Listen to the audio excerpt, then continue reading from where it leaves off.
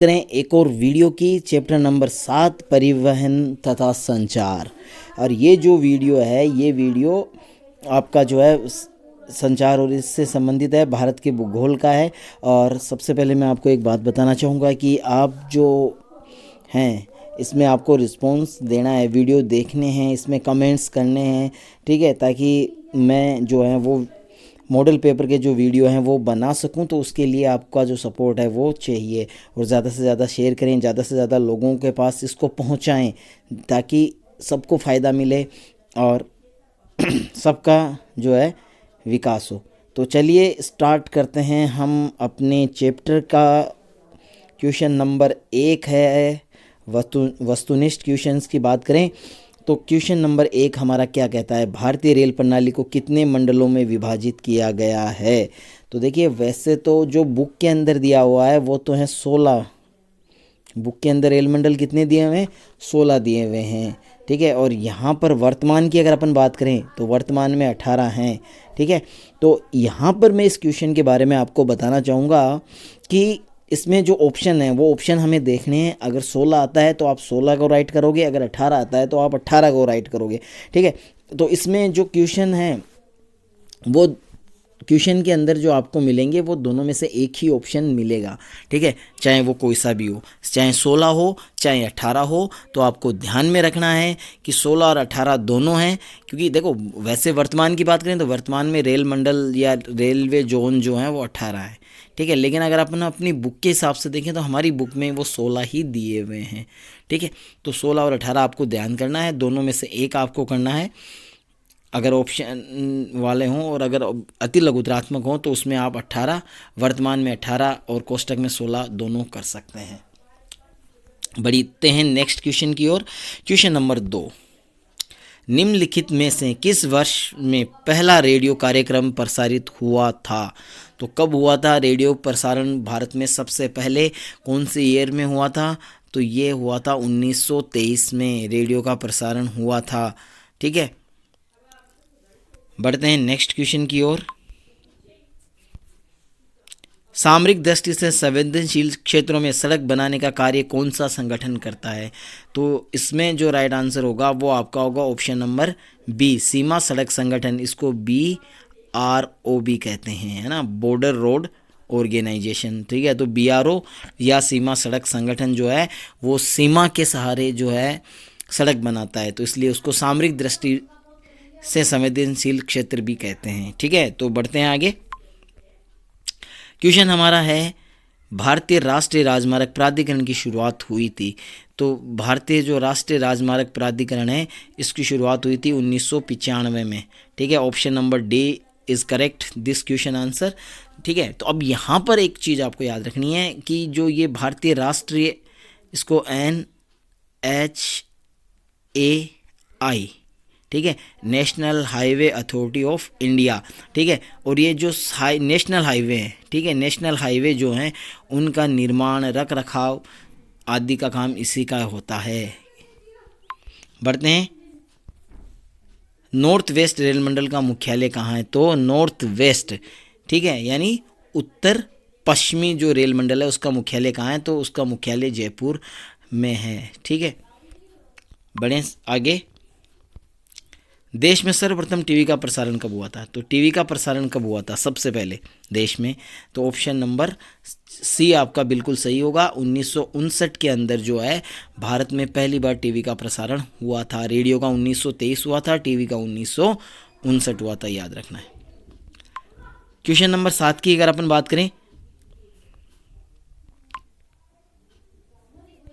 Question number 7 है, सड़क जाल के हिसाब से भारत का विश्व में कौन सा स्थान है। तो भारत का सड़क जाल के में जो है कौन सा स्थान है। तो ऑप्शन नंबर बी जो है वो आपका सही होगा, दूसरा स्थान है। भारत का सड़क में दूसरा स्थान है। उसके बाद में नेक्स्ट अपना आता है क्वेश्चन नंबर 8 है।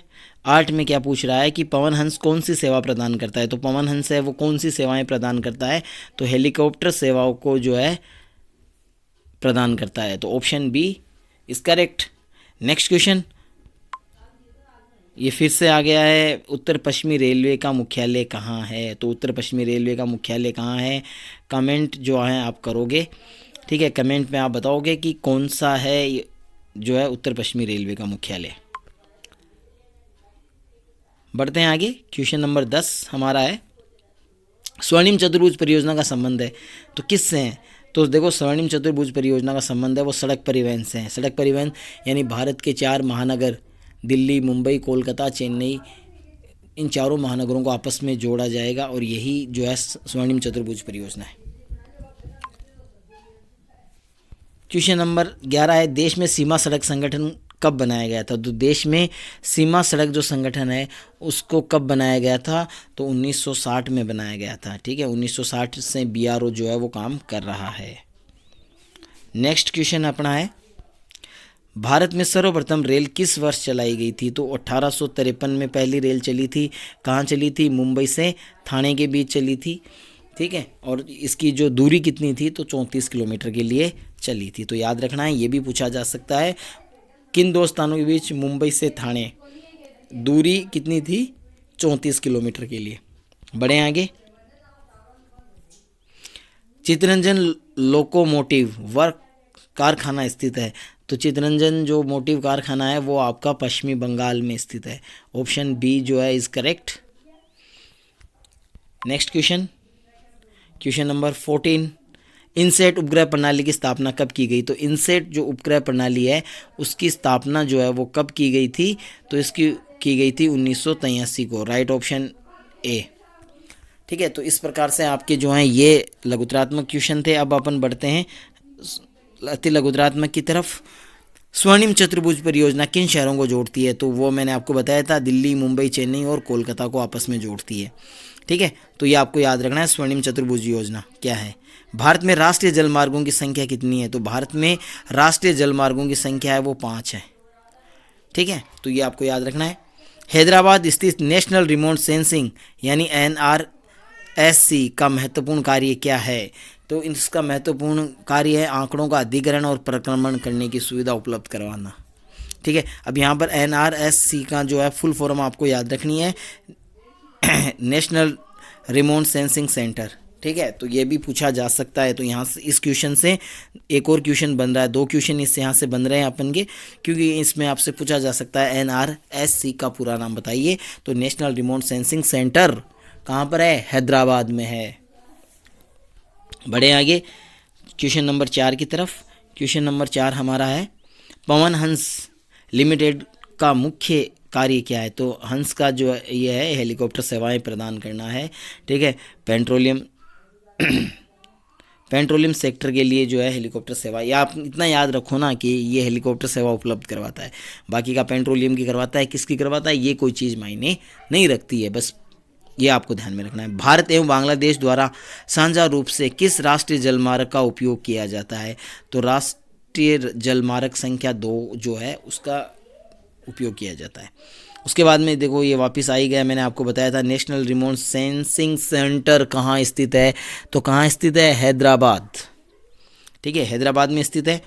भारत में पहली रेल लाइन किन क्षेत्रों के मध्य बिछाई गई थी। तो 1853 में मुंबई से थाने 34 किलोमीटर। तो ये मैंने आपको बताया था, ठीक है। बढ़ते हैं आगे। ये भी महत्वपूर्ण क्वेश्चन है, भारत में वायु परिवहन की महत्वपूर्ण जो है शुरुआत की बात है, तो वो कब हुई थी। तो भारत में वायु परिवहन जो सेवा है उसकी शुरुआत कब हुई थी। तो 1911 में हुई थी, प्रयागराज से नैनी के मध्य 10 किलोमीटर की दूरी, ठीक है। तो पहली जो प्लेन है वो 10 किलोमीटर के लिए उड़ाई गई प्रयागराज से नैनी, जिसे जो है इलाहाबाद भी कहते हैं। भारत में रेडियो प्रसारण सबसे पहले किस के द्वारा शुरू किया गया था। तो कब किया गया था ये भी आपको ध्यान में रखना है, 1923 को किया गया था। और किसके द्वारा, रेडियो कल्प ऑफ बॉम्बे द्वारा। तो रेडियो कल्प ऑफ बॉम्बे द्वारा जो है इसकी शुरुआत की गई थी। क्वेश्चन नंबर 10 अपना रहेगा, IRS तथा इनसेट का पूरा नाम क्या है। तो देखो ISR का जो है नाम है तो Indian remote sensing satellite system, ठीक है। IRS का पूरा नाम क्या हो गया, Indian remote sensing satellite system, और इनसेट का पूरा नाम जो है इंडियन नेशनल सैटेलाइट सिस्टम है। ठीक है, तो ये आपको याद रखने हैं, इनके जो नाम हैं, देखो जो फुल फॉर्म है वो आपको विशेष याद रखनी है, चाहे वो किसी भी चैप्टर में हो, क्योंकि ऐसी चीज़ें ज़्यादा पूछी जाती हैं, क्योंकि इसमें क्या होते हैं, स्टूडेंट्स ज़्यादा कन्फ्यूज होते हैं, और एग्जामिनर जो होते हैं उनका मेन मोटिव यही होता है कि ज़्यादा से ज़्यादा इस जो स्टूडेंट है उनको कन्फ्यूज किया जाए। ठीक है, तो इस पर आपको पूरा ध्यान देना है। क्वेश्चन नंबर 11 की तरफ अपन बढ़ेंगे। क्वेश्चन नंबर 11 है, IRS उपग्रह प्रणाली कब प्रारंभ हुई थी? तो IRS उपग्रह प्रणाली मार्च 1988 में रूस के बेकानूर से जो है किसका, तो अपने तो ये याद रखना है मार्च 1988, लेकिन इसके अलावा और क्वेश्चन भी पूछा जा सकता है, कहाँ से, तो रूस के बेकानूर से, या ये भी पूछा जा सकता है रूस के सहयोग से किसका जो है प्रक्षेपण किया गया था, तो किया गया था IRS-1A का प्रक्षेपण जो है वो किया गया था। तो यहाँ पर भी इस एक क्वेश्चन से जो है आपके 3 क्वेश्चन बन रहे हैं। देखो IRS कब लॉन्च किया गया, मार्च 1988 में, किसके सहयोग से, तो रूस के सहयोग से। ठीक है, और रूस के सहयोग से कौन सा प्रक्षेपण किया गया, तो IRS-1A का किया गया था। ठीक है, तो यहाँ पर 3 क्वेश्चन बन रहे हैं। उपग्रह से प्राप्त चित्रों का कहाँ उपयोग किया जा सकता है, तो यहाँ मौसम पूर्वानुमान के लिए किया जाए, प्राकृतिक आपदाओं की निगरानी के लिए, सीमाओं की चौकसी के लिए इनका उपयोग किया जा सकता है उपग्रह चित्रों का। फिर है, संचार के व्यक्तिगत साधनों के कोई 2 उदाहरण दीजिए, तो 2 उदाहरण कौन से हो जाएंगे, व्यक्तिगत तो टेलीफोन और ईमेल। ठीक है, या मोबाइल भी आप यहाँ कर सकते हो, मोबाइल भी व्यक्तिगत ही होता है। उसके बाद में अपन बढ़ेंगे 14 की तरफ। क्वेश्चन नंबर 14 है, आप लंबी दूरी तक तरल व गैसीय पदार्थों का परिवहन किस परिवहन प्रणाली से करने का सुझाव देंगे, तो पाइपलाइन परिवहन। ठीक है भाई, पाइपलाइन जो है वो तरल के लिए सबसे ज़्यादा बेस्ट होता है, तो इसलिए पाइपलाइन परिवहन। पवन हंस क्या है, ये किन क्षेत्रों में सेवा प्रदान करता है, तो पवन हंस एक हेलीकॉप्टर सेवा है, और ये पेट्रोलियम उत्तर पूर्वी जो पर्वतीय क्षेत्रों में पर्यटन के लिए जो है।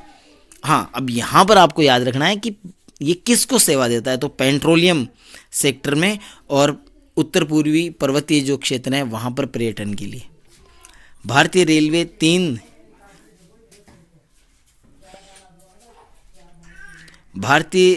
के 3 रोजों के नाम बताइए, तो रोजों नहीं है, यहाँ पर क्या है, गेज है।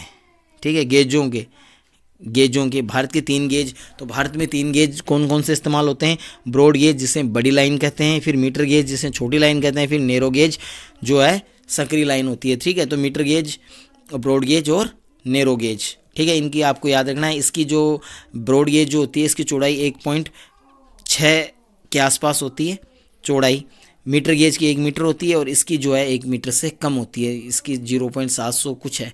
ठीक है, तो वो आप देख लेना। ठीक है, तो वो आपको याद रखनी है। उत्तर पूर्वी गलियारे के निर्माण का उद्देश्य है, तो उत्तर पश्चिमी जो गलियारा है, उत्तर पश्चिमी गलियारा जो है उसकी शुरुआत क्यों की गई है, तो असम के सिलचर को गुजरात के पोरबंदर से जोड़ने के लिए।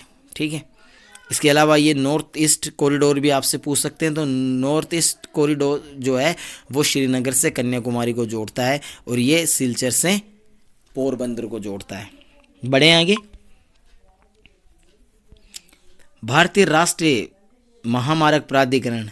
ठीक है, भारतीय राष्ट्रीय जो महामार्ग प्राधिकरण है यानी NHAI, national highway authority of India क्या है, तो ये क्या है, तो ये भूतल परिवहन मंत्रालय के अधीन एक स्वायत्तशासी संस्था है जो राष्ट्रीय राजमार्गों के विकास, रख रखाव तथा उसके परिचालन को देखती है।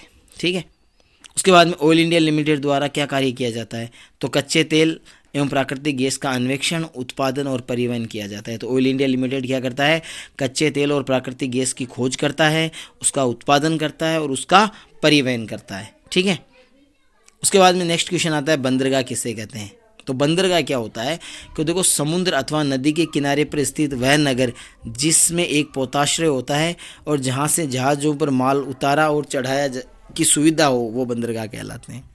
मोटे तौर पर ऐसी जगह जहाँ पर जहाज़ों को रोककर उन पर सामान लादा और उतारा जाता है उसे बंदरगाह कहते हैं, यानी उस स्थान को। ठीक है, नॉर्मली आपको याद रखना है, बाकी आप जो है अपने हिसाब से लिख सकते हैं। ठीक है। उसके बाद में अपन चलेंगे अब लघुतरात्मक प्रश्नों की ओर। लघुतरात्मक प्रश्न में जो हमारा पहला क्वेश्चन है उसकी ओर क्या कह रहा है, परिवहन की किन क्रियाकलापों को अभिव्यक्त करता है। परिवहन के 3 प्रकारों के नाम बताइए। तो परिवहन जो है वो तृतीय क्रियाकलापों को जो है वो रिप्रेजेंट करता है। तो किसको करता है, तृतीय क्रियाकलाप जो हैं उनको रिप्रेजेंट करता है। ठीक है। और जो है स्थान को एक स्थान से दूसरे स्थान प्रतिदिन जो है चाहे आप व्यक्तियों का हो चाहे सामान हो कुछ भी हो, एक स्थान से दूसरे स्थान पर पहुंचाता रहता है। और इसके 3 जो प्रकार हैं वो आपका स्थल परिवहन है, जल परिवहन है और वायु परिवहन है। परिवहन एवं संचार में अंतर स्पष्ट कीजिए। तो देखो क्या है इसमें, तो पहला अपन देखेंगे परिवहन। देखो लोग तथा सामान को एक स्थान से दूसरे स्थान पर लाने और ले जाने का जो साधन है वो परिवहन कहलाता है। अगर इसके अवज में अगर अपन संचार का देखें तो एक स्थान से दूसरे स्थान पर व्यक्ति तक विचार, दर्शन, सूचनाएं भेजने का साधन संचार कहलाता है। ठीक है भाई, इसमें क्या होता है, वस्तु और लोगों को एक स्थान से दूसरे स्थान पर छोड़ेगा तो उसे अपन परिवहन कहेंगे। और किसी माध्यम से हम विचारों का आदान प्रदान कर रहे हैं तो वो क्या हो जाएगा, संचार हो जाएगा। जैसे आप ये वीडियो देख रहे हो तो ये भी क्या एक संचार है। दूसरा है देश के आर्थिक विकास की जो गतिविधि प्रदान करता है परिवहन, तो उसके लिए आवश्यक होता है। यानी किसी भी देश की आर्थिक उन्नति के लिए परिवहन जो होता है वो आवश्यक होता है। तो वहीं समाज की प्रगति के लिए संचार के साधन जो हैं वो जो होते हैं। इसके अलावा अगर तीसरा है मुख्यतः परिवहन के साधनों की बात करें या परिवहन कितने प्रकार का होता है तो उसकी बात करें तो आप सड़क परिवहन, रेल परिवहन, जल परिवहन और वायु परिवहन द्वारा जो है संपन्न किया जाता है। वहीं अगर संचार की बात करें तो डाक, तार, telephone, internet, television, mobile, internet आदि द्वारा जो है इसका संपादन किया जाता है। ठीक है। फिर ये जो क्वेश्चन है कंडल क्या है लिखें। तो कंडल क्या है, तो कंडल क्या है, केरल राज्य में जो स्थित जो पश्य जल होते हैं उसे ही कंडल कहा जाता है। तो कंडल किसे कहा जाता है, केरल राज्य में जो पश्य जल क्षेत्र होते हैं उनको कंडल कहा जाता है। और कंडल का जो है स्थलीय मार्गों में अपना एक विशिष्ट महत्व है। ये परिवहन का साथ जो है सस्ता साधन उपलब्ध करवाते हैं, साथ ही साथ ये भारी मात्रा में पर्यटक को आकर्षित करते हैं। और केरल के अंदर यहाँ जो है प्रसिद्ध नौका दौड़ भी होती है। वल्लमकाली जो है वो भी पश्य जल में आयोजित होती है, जिसे नेहरू ट्रॉफी नौका दौड़ के नाम से भी जाना जाता है नॉर्मली। और वहाँ इसको वल्लमकाली नाम से भी जाना जाता है। तो ये कंडल है। उसके बाद में बोट क्या है, तो बोट क्या है, तो बोट के बारे में हम बात करेंगे कि सड़क मार्ग पर भारी दबाव व सड़क विकास के लिए जो है बजट जो आवंटन है वो अपर्याप्त होने के कारण राष्ट्रीय जो राजमार्ग हैं उनका निर्माण जो है वो निजी लोगों के पास जो है वो स्थानांतरित कर दिया जाता है। ठीक है, उनको दे दिया जाता है तो वो रोड बनाकर फिर जनता के लिए खोल देते हैं और इसे ही बोट कहा जाता है। इसका पूरा मतलब होता है हिंदी में बनाओ, चलाओ और स्थानांतरण करो, है ना। तो इसमें क्या हो जाएगा, बनाओ, चलाओ और स्थानांतरित करो, तो ये इसमें हो जाएगा। ठीक है, बिल्ड हो जाएगा, फिर ऑपरेट हो जाएगा एंड ट्रांसफ़र हो जाएगा। ठीक है, तो बनाओ, चलाओ और स्थानांतरित करो। उसके बाद में नेक्स्ट क्वेश्चन अपना आता है बोट का हो गया, भारतीय रेल के किन्हीं 4 रेल मंडलों के नाम और उनके मुख्यालयों के नाम। तो देखो इसमें आप 18 हैं, 16 हैं, जो भी आपकी बुक में आप उनको याद कर लेना। ठीक है, जैसे मान लो सेंट्रल रेलवे, तो सेंट्रल रेलवे का मुख्यालय जो है वो मुंबई सेंटर में है। ठीक है, नॉर्दर्न रेलवे दिल्ली में, साउदर्न रेलवे चेन्नई में, और एक अपना उत्तर पश्चिमी रेलवे याद रख लो उसका मुख्यालय जयपुर में है। ठीक है, फिर नॉर्थ ईस्टर्न गोरखपुर है और साउथ ईस्टर्न हुगली है। तो ऐसे कुछ हो जाएंगे। परिवहन क्या है समझाएं, तो परिवहन क्या है समझाएं। तो परिवहन क्या है कि लोग और सामान उनको एक स्थान से दूसरे स्थान पर जो पहुंचाना का जो साधन होता है वही क्या कहलाता है, परिवहन कहलाता है। ये देश की आर्थिक विकास को गति प्रदान करता है। और परिवहन के जो मुख्य माध्यम है वो सड़क परिवहन, रेल परिवहन, ये सब है। ठीक है, तो ये जो अपन ने अब वहाँ पर जो 3 अंतर बताए थे परिवहन में, तो वो परिवहन के अंतरों को एक साथ लिख देना। स्वर्णिम चतुर्भुज परियोजना क्या है? तो स्वर्णिम चतुर्भुज परियोजना है, ये हमारे जो पूर्व प्रधानमंत्री जी थे अटल बिहारी वाजपेयी, उनकी एक महत्वाकांक्षी जो है परियोजना है, ठीक है, जिसके अंतर्गत जो है भारत के 4 बड़े महानगरों को, दिल्ली, मुंबई, चेन्नई, कोलकाता को आपस में जोड़ने का था। और ये जो थी, ये जो है लगभग 5,846 वर्ग किलोमीटर लंबी जो है रोड होनी थी। और इस रोड है जिसके अंदर जो है 4 लेन और 6 लेन जो है राष्ट्रीय राजमार्ग हैं, यानी राष्ट्रीय नेशनल हाईवे हैं। और ये जो है महानगरों के बीच की समय और यातायात लागत को कम करने के उद्देश्य से इसका जो है निर्माण किया गया। उसके बाद में गतिमान एक्सप्रेस क्या है? तो गतिमान एक्सप्रेस क्या है? तो ये हमारे देश की पहली हाई स्पीड ट्रेन है, जिसकी शुरुआत जो है वो 5 अप्रैल 2016 को जो है रेल मंत्री हजरत निजामुद्दीन स्टेशन से आगरा कैंट तक की गई थी, ठीक है, रेल मंत्री द्वारा, जो 187 किलोमीटर दूरी के लिए रवाना की गई। जो ये दूरी जो है वो 100 किलोमीटर तय करेगी, ठीक है। तो वाईफाई सुविधा, आधुनिक जो है सुख सुविधा, इससे ये लेस है, ठीक है। गतिमान एक्सप्रेस आपको नॉर्मली याद रखना है, ये देश की पहली हाई स्पीड ट्रेन है और इसका जो है शुभारंभ जो है कब किया गया था? 5 अप्रैल 2016 को रेल मंत्री ने इसका उद्घाटन किया था। और ये हजरत निजामुद्दीन स्टेशन से आगरा कैंट तक 187 किलोमीटर तक चलाई गई थी, ठीक है। बस यही चीज़ है। नेक्स्ट अपन बात करेंगे नो की। नो का क्वेश्चन क्या कह रहा है? तो नो है विश्व विरासत में किस भारतीय रेलवे को शामिल किया है? तो विश्व विरासत के अंदर जो है कौन से रेलवे को भारत में जो है स्थापित किया गया है? तो पहला हमारा है माउंटेन रेलवे, ठीक है, माउंटेन रेलवे। इसमें दार्जिलिंग हिमालय रेलवे जो है उसको 1999 में जो है विश्व धरोहर सूची में या विश्व विरासत सूची में शामिल किया गया था। दूसरा आपका है नीलगिरी पर्वतीय रेलवे, इसको 2005 में शामिल किया गया था। उसके बाद में है तीसरा अपना है कालका शिमला रेलवे, 2008 में शामिल किया गया। तो ये 3 आपके जो हैं विश्व विरासत स्थल में भारत के रेलवे हैं। कौन कौन सा है? Mountain railway, Darjeeling Himalaya railway, इसको दार्जिलिंग हिमालय रेलवे के नाम से भी जाना जाता है, जो 1999 में, नीलगिरी पर्वत रेलवे को 2005 में, और कालका शिमला रेलवे को 2008 में जो है क्या किया गया था? शामिल किया गया था विश्व विरासत सूची में। भारतीय विमानपत्तन प्राधिकरण क्या कार्य करता है?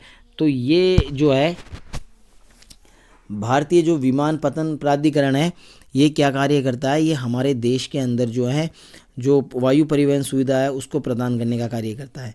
और ये 23 अंतर्राष्ट्रीय हवाई अड्डे, 97 घरेलू हवाई अड्डे, 25 नागरिक विमान टर्मिनल सहित 127 हवाई अड्डों का प्रबंधन करता है।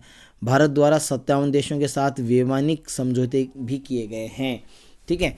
तो इसका काम क्या है ये हवाई अड्डों के बारे में? तो ये आप याद रखना, अंतर्राष्ट्रीय हवाई अड्डे हमारे देश में कितने हैं? 23 हैं, घरेलू 97 हैं, और नागरिक विमान टर्मिनल हैं 25, टोटल 100 जो है कितने हो गए?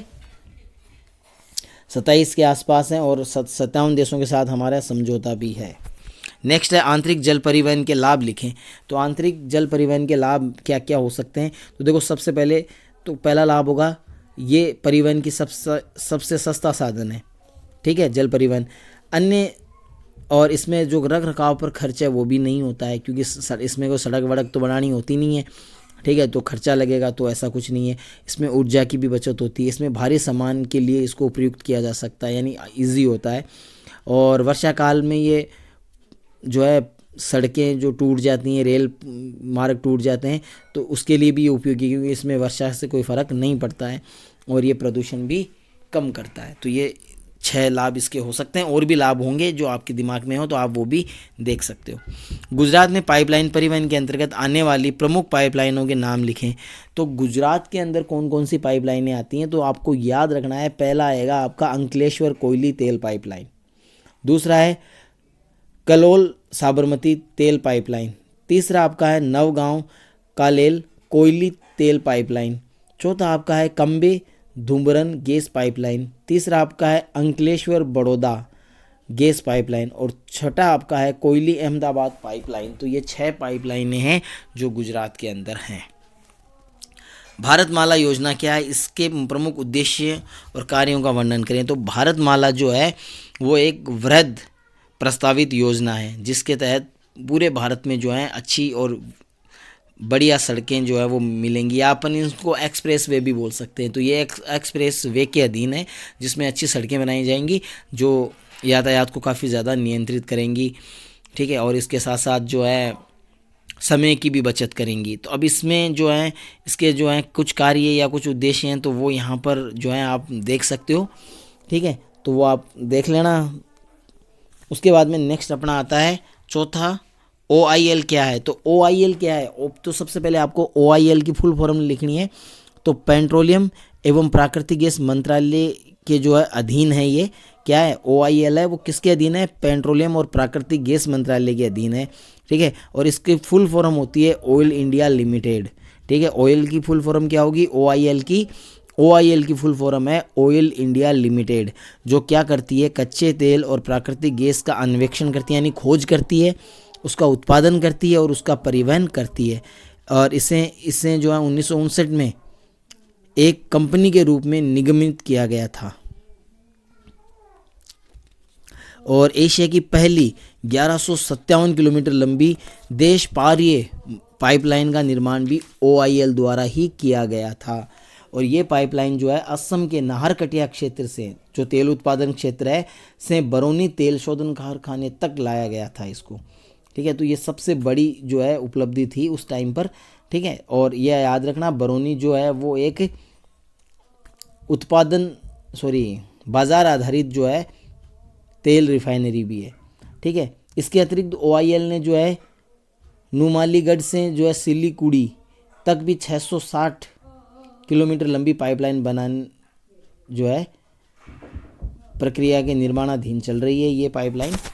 तो ये आपको याद रखना है। भारत में वायु परिवहन सेवाओं में कौन सी कंपनियां जो है उपलब्ध करवाती हैं, तो भारत में जो है 1953 में जो है भारतीय जो वायु परिवहन है उसका राष्ट्रीयकरण कर दिया गया, और सभी कंपनियों को 2 नवनिर्मित निगमों के अंदर रखा गया, जो निम्न प्रकार से हैं। पहली अपनी है इंडियन एयरलाइंस, और एक है दूसरी आपकी होगी एयर इंडिया, ठीक है। इसके अलावा वायुदूत व पवनहंस को भी अंतर्देशीय वायु परिवहन सेवा के लिए जो है स्थापित किया गया।